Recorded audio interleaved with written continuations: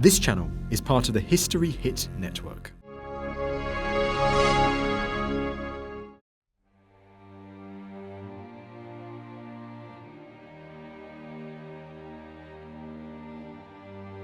York, second city of England in medieval times. Daily life is hard enough without the ever-present shadow that stalks all members of society, from kings to beggars. Centuries before the discovery of penicillin, people go about their lives knowing that only church or meagre charity will be their help if they fall prey to the spectre of disease.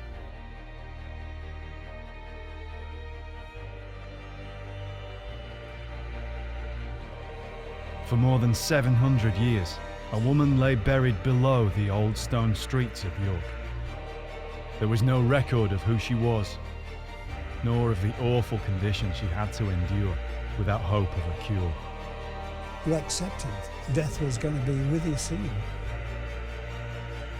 Now new research is unlocking the story of her life by uncovering the evidence contained in her bones. It could be the proto-NHS, but a long, long time ago. The medieval world, the 5th to the 15th century. A team of archaeologists investigates medieval life by exploring the world of the medieval dead. We have a classic view of the storybook medieval life. We don't hear the stories about the common man trying to keep his family alive. In our stores, there are hundreds, if not thousands, of skeletons. Archaeologically speaking, we can now focus in on the medieval dead people. You're looking for clues in the skeleton all the time. And you couldn't help almost look through their eyes thinking, what did they see? How did they die?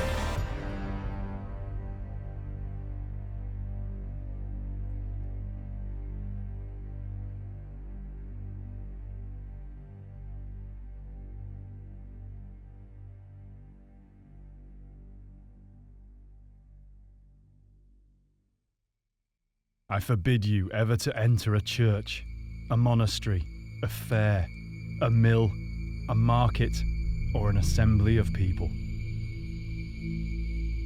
I forbid you to leave your house unless dressed in your recognizable garb and also shod.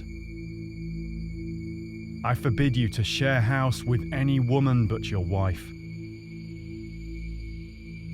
I command you, if accosted by anyone while travelling on a road, to set yourself downwind of them before you answer. I forbid you to enter any narrow passage, lest a passer-by bump into you. I forbid you, wherever you go, to touch the rim or the rope of a well without donning your gloves. I forbid you to touch any child or give them anything. I forbid you to drink or eat from any vessel but your own. The words of the Mass of Separation, thought by some to have been spoken by medieval churchmen to sufferers of leprosy.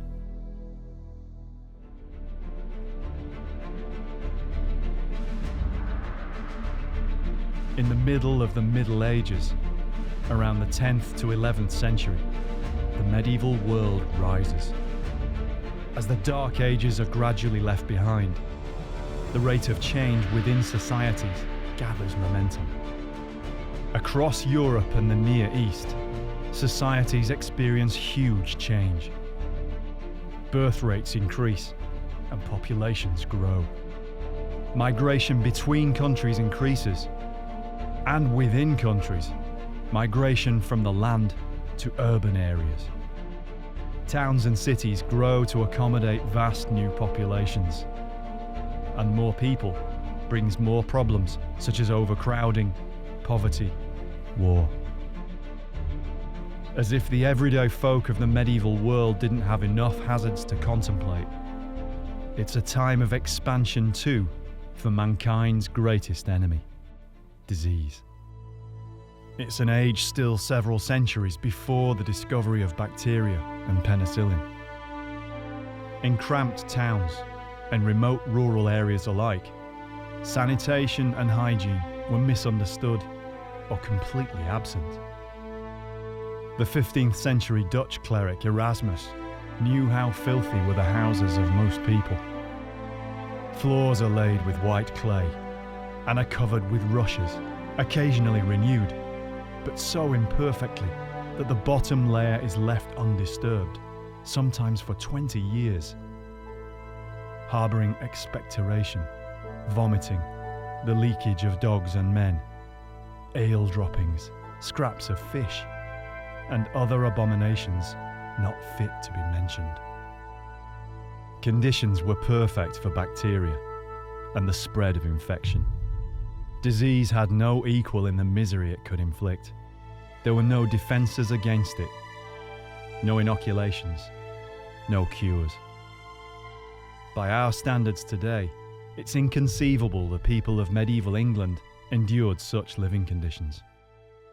Did they have a really pleasant life, live a life of luxury, eat the right foods, have a really pleasant, rich lifestyle? Or did they suffer some of the most horrendous diseases known to man? Leprosy, syphilis, things that really affected them and even took the evidence with them to the grave. And so looking at the skeleton, you can see them and say, that was not a nice way to live or to die. Archaeologists now recognise that much can be learned from the study of disease. Its effects are locked away in the archaeological record, in the skeletal remains of the population of the Middle Ages, the medieval dead. Charlotte Roberts has spent her career studying archaeological human remains through the lens of biological research. She's a bioarchaeologist. I think the term bioarchaeologist melds the two disciplines of biology, so looking at the biological evidence for disease, with the archaeological context. I need to understand the archaeology of the site from which these skeletons come from to be able to interpret the evidence for disease that I see in the skeletons. Charlotte is an expert in paleopathology, the study of diseases within the archaeological record, tracing their history and development. It's a relatively new discipline, having grown primarily over the past 50 years.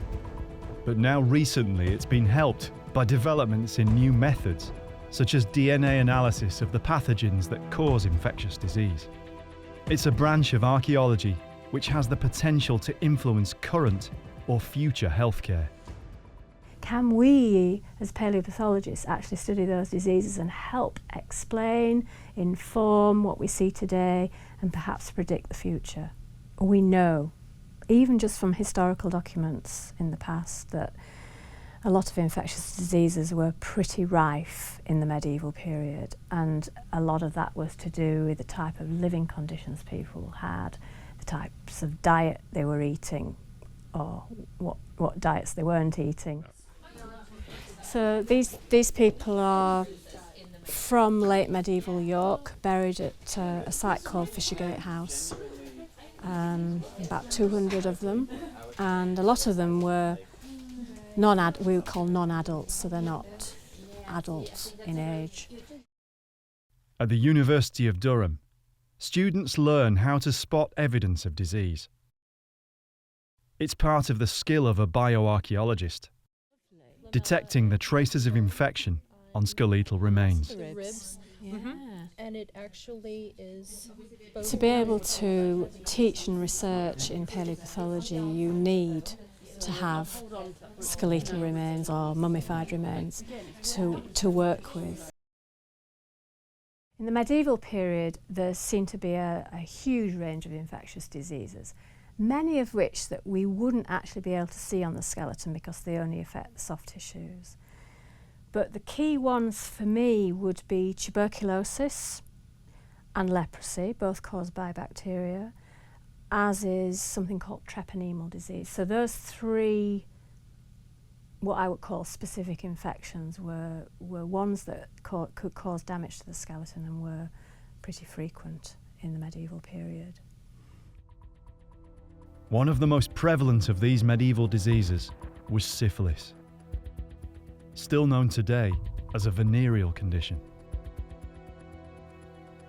archaeologist and paleopathologist Don Brothwell has studied ancient diseases in human and animal remains for almost half a century.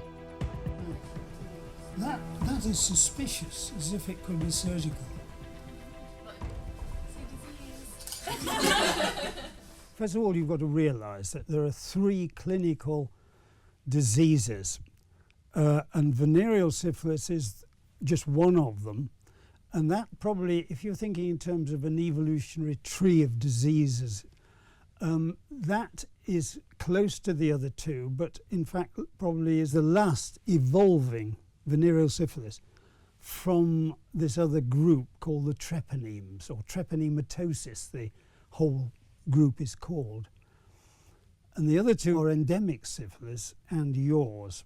Endemic syphilis, you pick it up usually during the first 10 years of your life.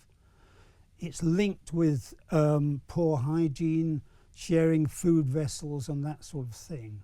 So it's within family groups, you're all together eating, sharing food utensils and so on. So this is where it all begins. So it's easily caught during childhood, and then it gradually progresses through into the adult period. Now, endemic syphilis was probably affected a lot of the populations during medieval times in the Near East. Now, our connection there, of course, was with the Crusades, for instance. So we're likely to have probably picked up endemic syphilis and brought it through into Northern Europe. I think at that stage, probably well-defined venereal syphilis, sexually transmitted syphilis, probably wasn't around or was extremely uncommon. Through his work in paleopathology, Don believes that syphilis underwent a fundamental change, identified through remains in the archaeological record. The transformation happened within the medieval period, at the height of the great population changes then occurring. But what I think was happening during the medieval period was that, in fact, the disease endemic syphilis was becoming transformed, and it was becoming transformed because it had to move through into Northern Europe, into different societies in colder climates and so on. So the medieval world was very interesting from this point of view for the evolution of venereal syphilis, I think. This is really quite an interesting phenomenon that was going on during the medieval period. We know diseases have changed. They change their face through the years, modifying themselves and so on. I mean, Darwin would have been excited by this, and he didn't know about it at the time. We don't know how many times it's changed. This is something which we still really have to study. We can study the evolution of man, but in relation to that, there's also the evolution of the diseases which were following him through time, as it were. The work of paleopathologists is being aided as more skeletal remains become available for study. Less stigma is attached now than in previous eras to excavating Christian burials from the medieval period and even later. Now, in terms of numbers of bones or skeletons, let's just take England or Britain. Now we're excavating more Christian burial grounds, and that's why they're beginning to turn up in more numbers. So we have now quite a few cemeteries, either earlier medieval or later medieval. One of the most notorious diseases of the medieval period still carries with it today the stigma of uncleanliness and decay. It was a terrible condition to endure in medieval times, though it was, and still is, one made worse for sufferers by the plethora of myths, superstitions, and inaccuracies which surround it. The Bible did nothing to alleviate this. One myth about leprosy is that it's described in the Bible, and unfortunately, that myth has led to the continued stigmatisation of people with leprosy today. But it is believed now that the word in the Bible that people have used as indicating leprosy was a mistranslation of a Hebrew word, which basically means skin diseases, impurity, but not leprosy specifically. Misrepresentations like this mean leprosy is still generally regarded as being incurable. Another myth is that leprosy is incurable, but it is curable with antibiotics. And in fact, the treatment's been free since 1995. So if people can get access to the treatment, then they can be cured. So leprosy is curable, but people call it the living death. By modern standards, it's a serious but curable infection. Leprosy is a bacterial infection, so caused by bacteria. The bacteria ends up in the lungs, usually from someone with leprosy coughing and sneezing over someone else, and then they inhale the droplets containing the bacteria. So it establishes itself in the lungs, and then potentially it will spread to other parts of the body. The bacteria affects the bones of the face, mainly the architecture of the nasal area. It can also affect the nervous system, the sensory nerves, motor nerves, and the autonomic nervous system. Sufferers lose their sense of feeling, leading to damage to the fingers and toes going unnoticed and becoming ulcerated and infected, which can then spread to the bones.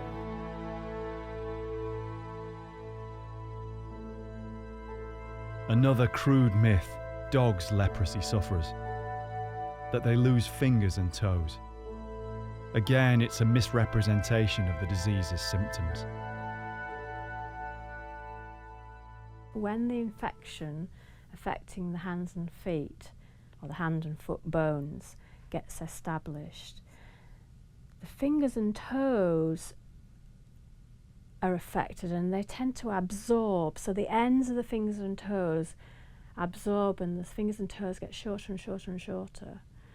But the skin contracts around what's left of the fingers and toes, and the actual nails, the fingernails and toenails, are actually retained. So they don't drop off, the toes and fingers just get shorter.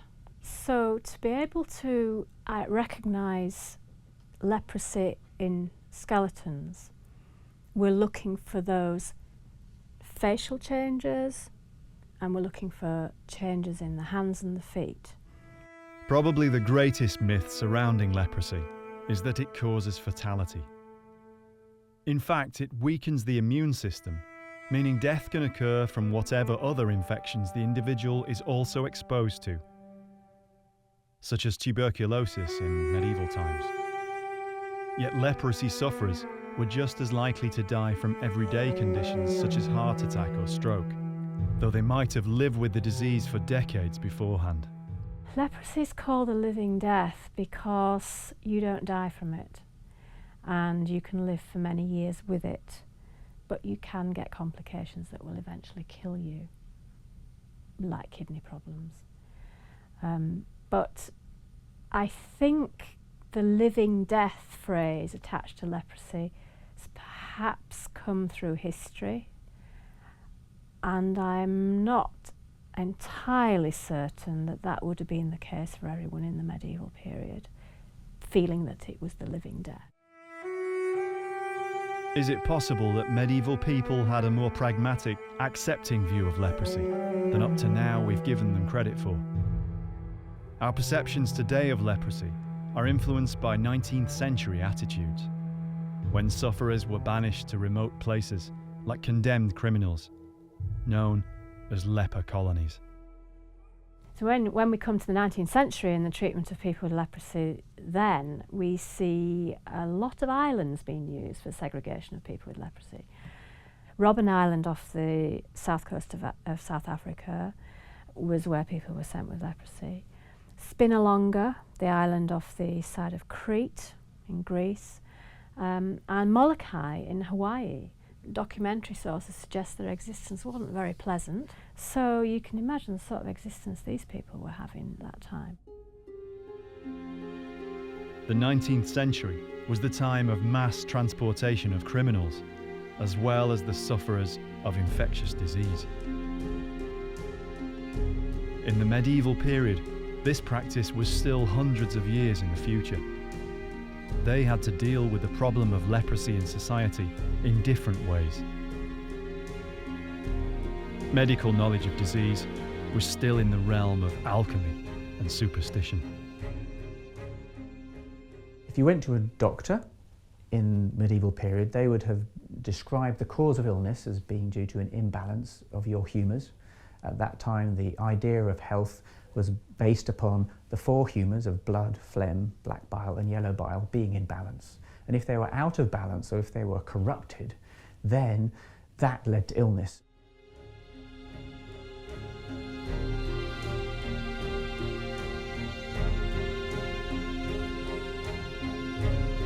Piers Mitchell is a consultant doctor and bioarchaeologist. He's studied the principles on which medieval medicine was taught and administered. Now, among the higher clergy, we have this concept that sin may be a cause of illness.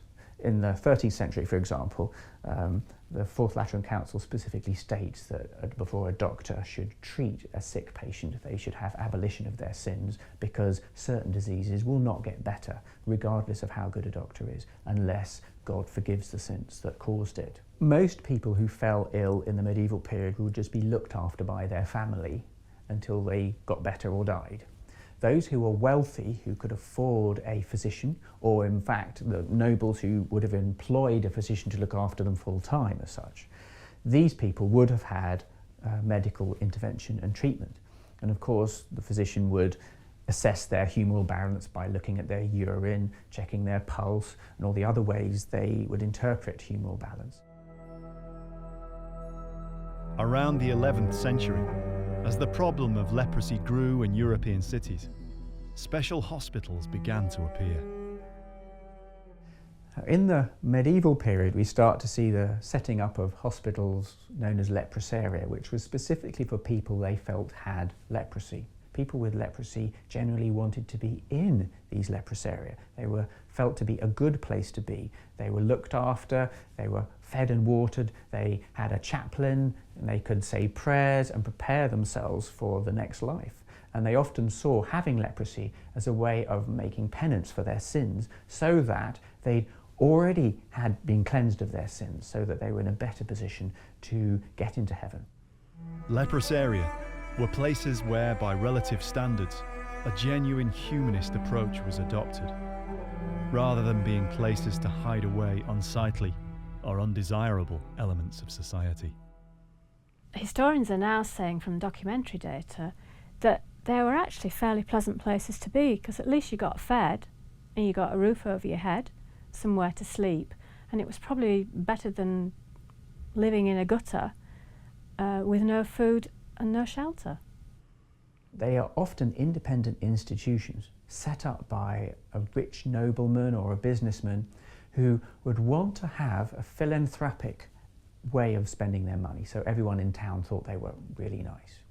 But also it was a way of getting prayers said for their soul, so that when they died, if they were not able to go straight to heaven, there were people praying for them so that they would then be able to proceed to go into heaven to make up for the sins that they may have made during their life. And so we find from the 11th century onwards a rapid rise in the foundation not only of leprosaria for people with leprosy, but also of general hospitals and almshouses, and any way that you were providing care for the poor or the needy where they would say prayers for your soul. Medieval leprosy hospitals were different to the later 19th century colonies. They were not places for people cast out from society, in forbidden, remote places. They were more a part of society, and their siting reflected this. Leprosaria were often in the midst of the new busy towns and cities. People talk about the siting of leprosy hospitals outside city walls, but if you think about it, it was quite a logical place to put them, because they were often on roadsides, at crossroads, by bridges, and it was a good place to get charity, you know, to get people to give them money, to get them to give them food. Skeletal remains showing signs of leprosy are rare. The effects of the disease only manifest in the bones in a very small number of cases. Due to the way the disease affects particular parts of the skeleton, such as the bones of the face, they often don't survive well in the ground. In 2007, a skeleton was found following development work in Dixon Lane, York, in the Walmgate area within the medieval walls. The York Archaeological Trust excavated the site, believed to be the cemetery associated with the lost church of St. Stephen's. Osteoarchaeologist Malin Holst was asked to carry out a full analysis of the skeleton and to confirm that the individual had suffered from leprosy. This skeleton here is from the medieval period, probably the high medieval period, so the 12th to 15th century, and she was found together with 116 other skeletons in the centre of York, not too far from Clifford's Tower. And it's a female skeleton. You can tell by this area here of the pelvis, which is very wide. And she was quite old, well, for medieval standards. She was at least 46 years old, but probably older. But unfortunately, because the aging of the skeleton relies on the deterioration of the joint, we can't age skeletons beyond the age of 46. So she could have been 93 years old or 47. So we can't tell. So the interesting thing with this skull, we've got some lesions that are associated with leprosy. So the area here of the nose is more eroded, or is eroded, which normally wouldn't be the case. And that's typical of the so-called rhinomaxillary syndrome in skeletons of individuals with leprosy. She also has lesions in the fingers that could be associated with leprosy. You can see here, this is the first digit of the finger, this part here, and this bit is the middle digit here, so it's this digit there. And you can see that this is normal in shape, but this part here is actually tapered at the distal end, and that's probably the result of leprosy, and it's the same in all of the central digits or parts of the digits in both hands. I think from looking at the skeleton, you can certainly say that she was cared for because she lived to a good age. She probably had the leprosy infection for some time. And normally leprosy infection occurs during childhood or young adulthood. So the fact that she's at least 46 years old means that she's lived for some time with this infection. Now, what is interesting as well is that she's got very thick dental plaque on some of the teeth. You can get an awful lot of information from this material, because basically everything that goes into your mouth can be trapped in this material. This is rock hard, this is very, very tough stuff. So it can literally trap anything. There can be evidence for smoking or for what people ate, for example, raspberries and so on. There can also be flour weevils. So all sorts of things can be trapped in these things, and now we have the technology to analyze it. So this is very interesting stuff, and the thicker the better. Also the person's DNA that can be trapped there. Research is now being done to broaden the understanding of leprosy and other infectious diseases in archaeology. Up to now, it's not always been possible to say for certain that an individual had leprosy, only if they had had it long enough for it to make recognizable changes on the surface of bones. Yet now, with new DNA techniques, it's becoming possible to unlock information preserved within skeletal remains. At the University of York's Department of Bioarchaeology, Sarah Fidiment and Camilla Speller are developing new techniques to do this. One involves sampling organic material from within one of the best preserved parts of the skeleton, the teeth. In particular, they're interested in the dental calculus, or plaque, that builds up through daily life. If it isn't brushed away, the calculus forms deposits as hard as enamel itself, which can last for thousands of years. So this is the skeleton from Dixon Lane, and it does have nice thick deposits of dental plant. Oh, wow. It's great. Yeah, no, that is a lot. Do you think that's thick enough? I think so. Definitely. We think so.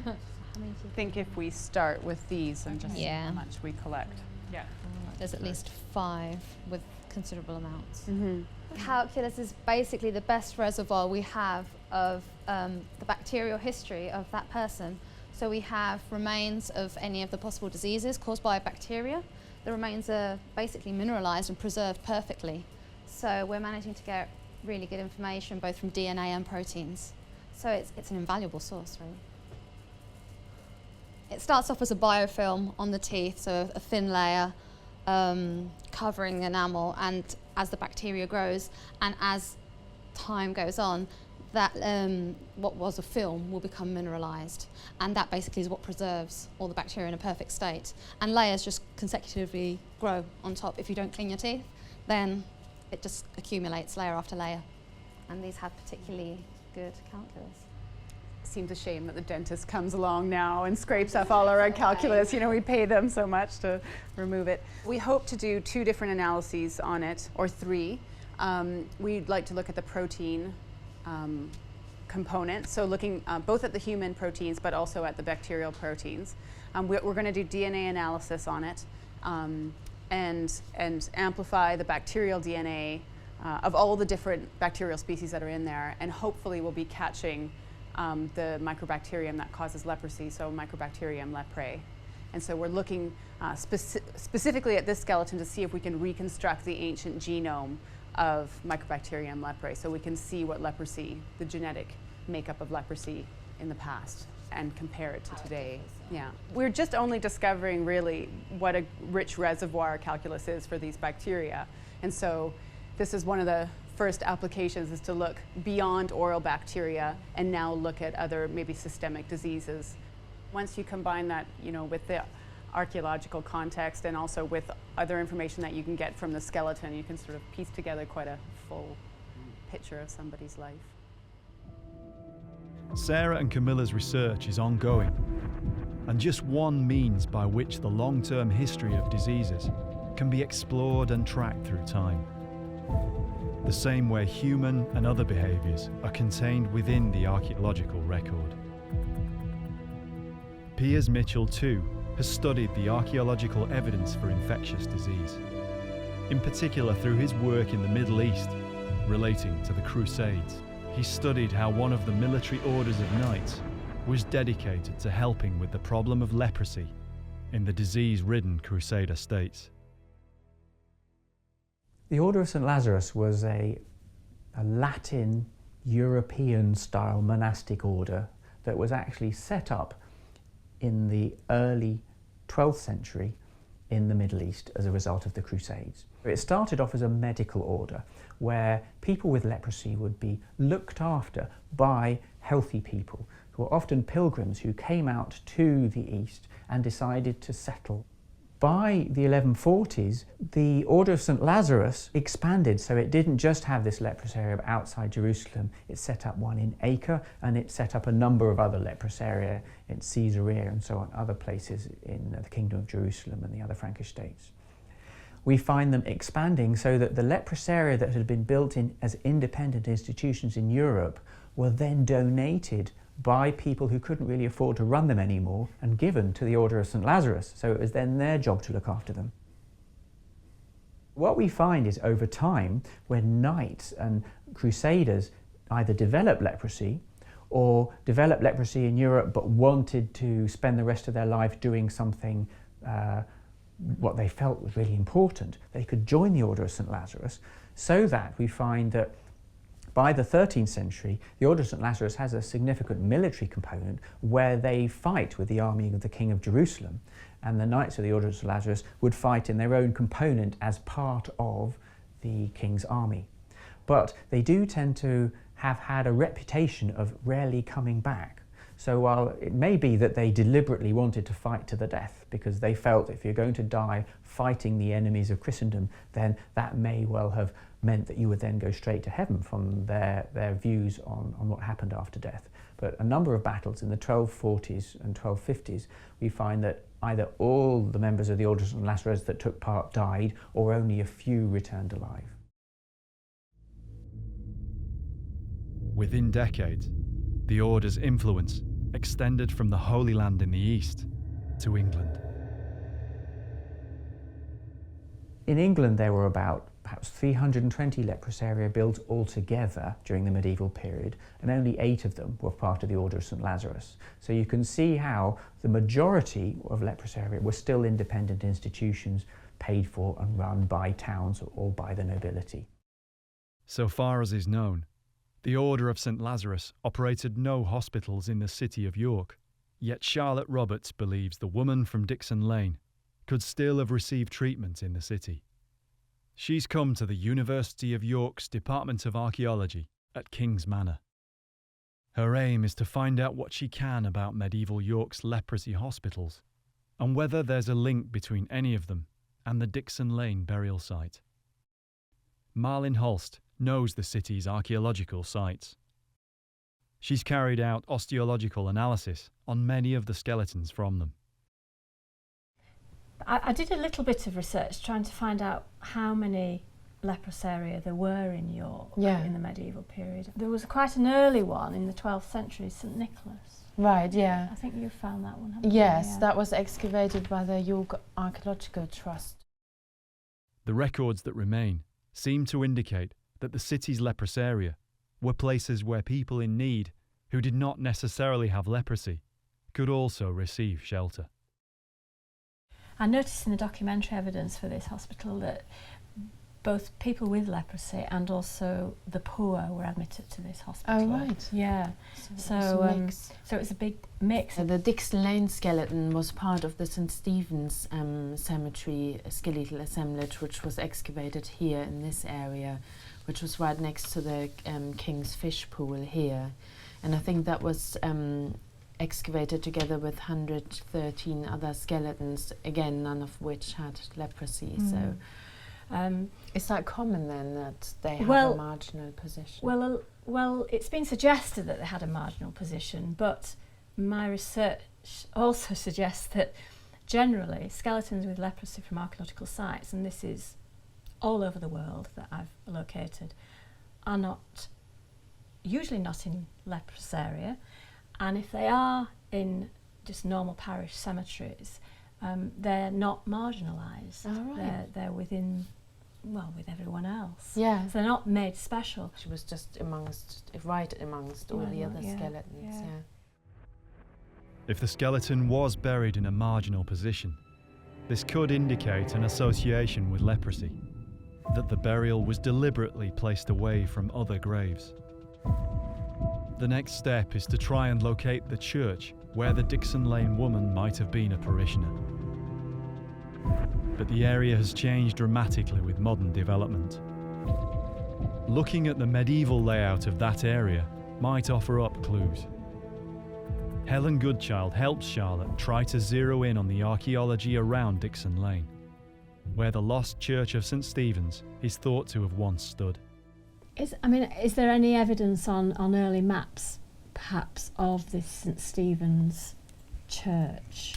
So in what period are we talking about? We're talking about exactly? 12th, 13th, 14th century. Well, the earliest map that we do have for York, or that actually shows any kind of real detail for the city itself, is the John Speed map, which is actually much later, but it's about 1610. So this is just the modern Ordnance Survey map, so it's correct geographic coordinates. So if I turn that on here and switch off the Ordnance Survey map, so Clifford's Tower is here.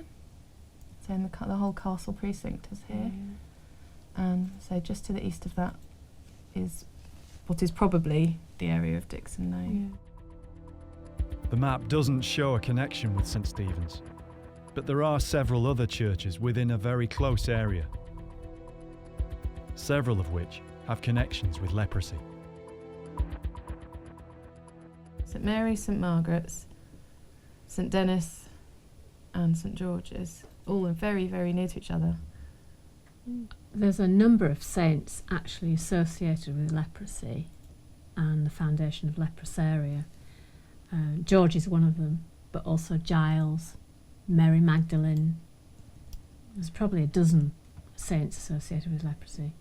Yeah, it is interesting that St George's Church is actually located very close to where we think St Stephen's was and where this lady with leprosy was buried. But what that tells us. Disease was almost impossible to avoid for everyday people in the Middle Ages. So much so that this influenced attitudes towards life and death. Now, infectious diseases in the medieval period were clearly feared. We hear of people that ran away from epidemics, so we know that they wanted to live. They didn't all want to die. But we do also know that attitudes to disease in the medieval period were fairly tolerant of death. They understood that death happened. They didn't all expect to live to a ripe old age. Until relatively recent times, the last 100 or 2 years, your life expectancy was low. So around earlier populations, medieval and prehistoric and so on, they were seeing people dead and gone, their parents, by 30, 40 years of age. And that we can't understand nowadays. We can't really get a feel for that. That life was short for them all. They didn't see many old folk around. Old in the sense of, 80, 90, 100 years of age. A few would, make it, but very few. I think we don't realise how much people of those days were, accepted. Life was short and tough. If you got a serious condition, you accepted death was going to be with you soon. The Church encouraged a fatalistic, yet essentially positive view as to how to live life, knowing that death was never very far away. The teachings from the Church told them that if they did die, so long as they had confessed their sins and lived a good life, it didn't matter that they were going to die because they were going to go to heaven. And in that context, the fear of death was something that we would expect would be very different in the medieval period and much less of a problem than we might expect to find in modern people who may not follow a particular religion and who often fear death as a result because they think the end of their life is the end of everything for them. On the streets of York, Charlotte finds the spot in Dixon Lane where the woman lay buried for more than 700 years.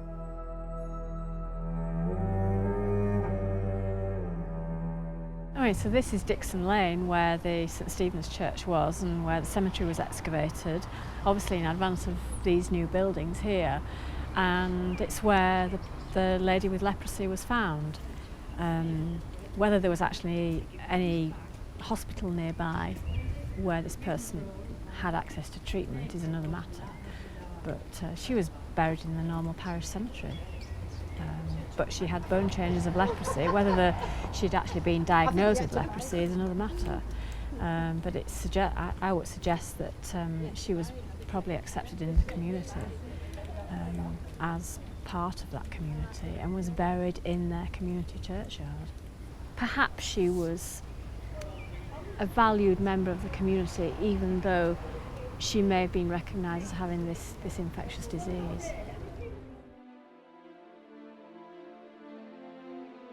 It will never be known if the woman buried at Dixon Lane received special care for her leprosy. Yet where she lay was in consecrated ground, in the heart of a city parish, within a short walk of a church whose patron saint was connected with sufferers from that terrible disease. Hers was no exile's burial. She lay at the heart of a community that seems likely to have regarded her plight, at the very least, with compassion. She suffered from one of the worst diseases in human history, and yet she wasn't sent away to die in a closed colony. She was buried in the heart of the society in which she lived, and of which she was a part. To some degree, they are still here because we still have access to them. Sometimes when they develop a cemetery and they have to clear it, the people have to come up. And us, as distasteful as some people might find it, sometimes it's a necessity. Sometimes these people are found by accident, the skeletons. And we have to do them a service by allowing them to tell us their story.